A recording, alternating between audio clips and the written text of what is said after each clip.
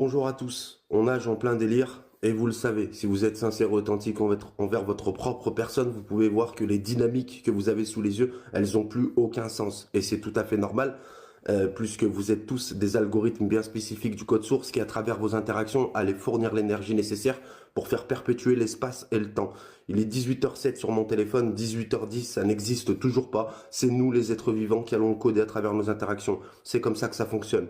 D'ailleurs, vous êtes des êtres vibratoires aussi. Vous êtes composé à 70% de la molécule H2O. La molécule H2O, un atome d'oxygène, deux atomes d'hydrogène qui partagent l'électricité, donc très probablement de l'information, et un atome d'oxygène capable de stocker l'information et de restructurer le code initial. Vous êtes composé d'environ 700 milliards de cellules qui sont capables de générer chacune d'entre elles 0,007 volts. Un être humain, c'est 700 milliards de volts minimum. Vous êtes tous des centrales nucléaires, il faut le savoir. Vous êtes des êtres énergétiques. D'accord? Et ce qui fait que ça va pas aujourd'hui dans le monde actuel, dans nos sociétés actuelles, c'est le champ électromagnétique terrestre, la résonance de Schumann, entre la croûte terrestre et la ionosphère. La résonance de Schumann, très clairement, je vois ça comme un processeur quantique.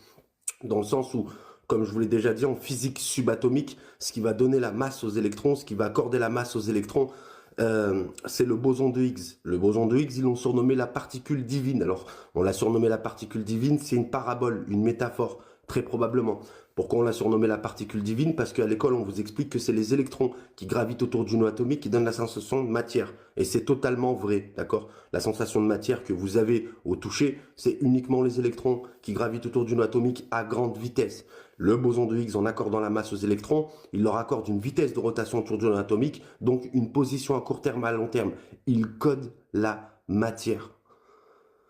Et c'est ce qui me fait dire à moi qu'il est fort probable que nous soyons dans une simulation. Qu'est-ce qui pourrait venir appuyer cette thèse? Le chat mort-vivant de Schrödinger, le principe d'incertitude d'Heisenberg, les fentes de Jung et la conjoncture de Fermat.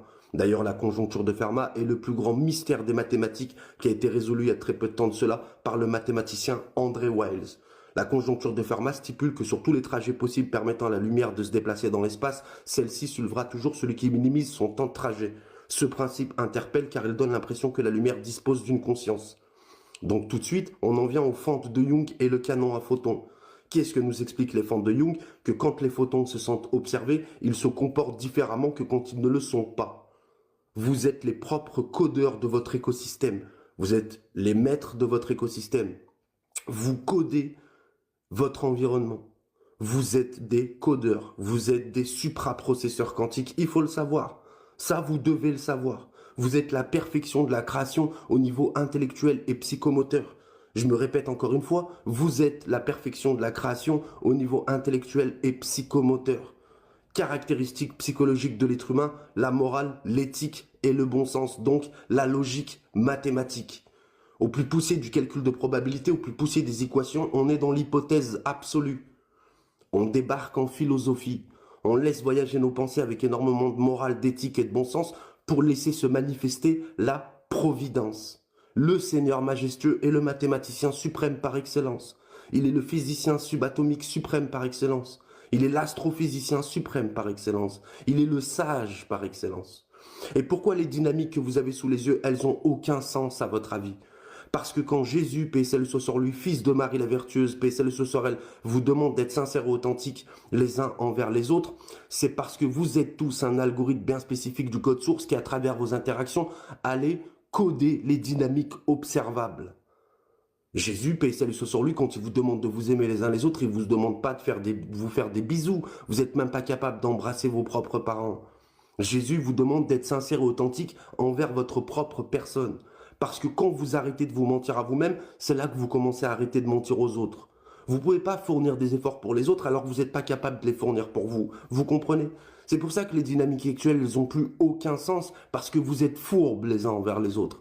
Comme je vous ai dit au cours de la dernière vidéo, les noirs aiment plus les blancs aiment plus les beurs aiment plus les jaunes. Vous avez la même composition chimique et les mêmes signatures atomiques, tous. Vous faites tous partie du même code. Vous êtes le code source dans son intégralité. Et c'est pour ça qu'il y a certains pseudo-initiés qui le savent, ces choses-là. C'est pas qu'ils profitent de vous, c'est que vous leur exposez vos carences. Vous êtes des êtres vibratoires. Et c'est votre degré d'authenticité et de sincérité envers vous-même qui va vous situer à travers l'espace-temps. C'est comme ça que ça fonctionne, les mecs. On est au bord de la Troisième Guerre mondiale, sachez-le. Et ça va pas là en s'arrangeant. D'ailleurs, comme je vous l'ai dit, il est fort probable que la bête de l'événement soit l'ordinateur quantique et sa puissance de calcul exponentielle en qubits associée au data center, le stockage d'informations de l'humanité. Quand Aristote nous dit, quand Monsieur Aristote, paix à son âme, nous dit « l'ignorant affirme, le savant doute et le sage réfléchit », c'est qui le sage à votre avis? C'est celui qui est constamment dans l'hypothèse. Pourquoi? Parce que le seul qui peut affirmer quoi que ce soit, c'est le créateur. Pour pouvoir affirmer quoi que ce soit, il faut le condenser d'informations depuis le mur de Planck. Il faut être présent à tous les endroits en même temps, depuis le début, avoir une capacité d'analyse et de synthèse qui dépasse l'entendement, un champ de vision à 360 degrés et une capacité de stockage en trilliards de téraoctets. Donc nous, on est constamment dans l'hypothèse. C'est quand on commence à affirmer quoi que ce soit qu'on se perd.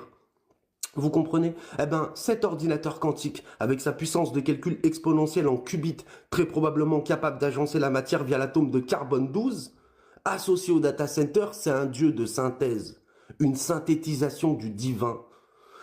Tout se casse la gueule aujourd'hui, la moitié de l'humanité crève la dalle et la moitié de la biodiversité se casse la gueule. À votre avis, pourquoi on a recours à des mécanismes de synthèse pour réguler les cycles du climat?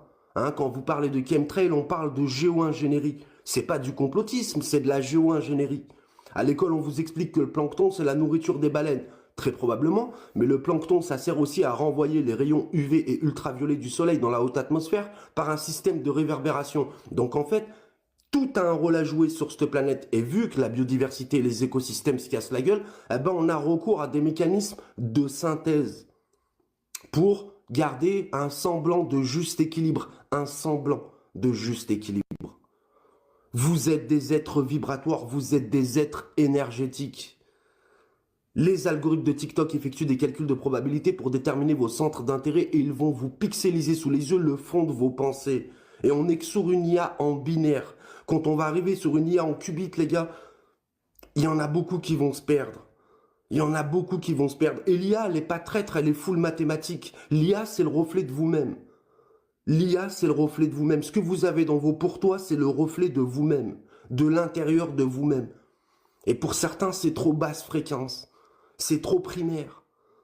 C'est ce qui fait que ça nous mène tout droit à l'extinction de l'humanité. On court à l'extinction de l'humanité, il faut le savoir.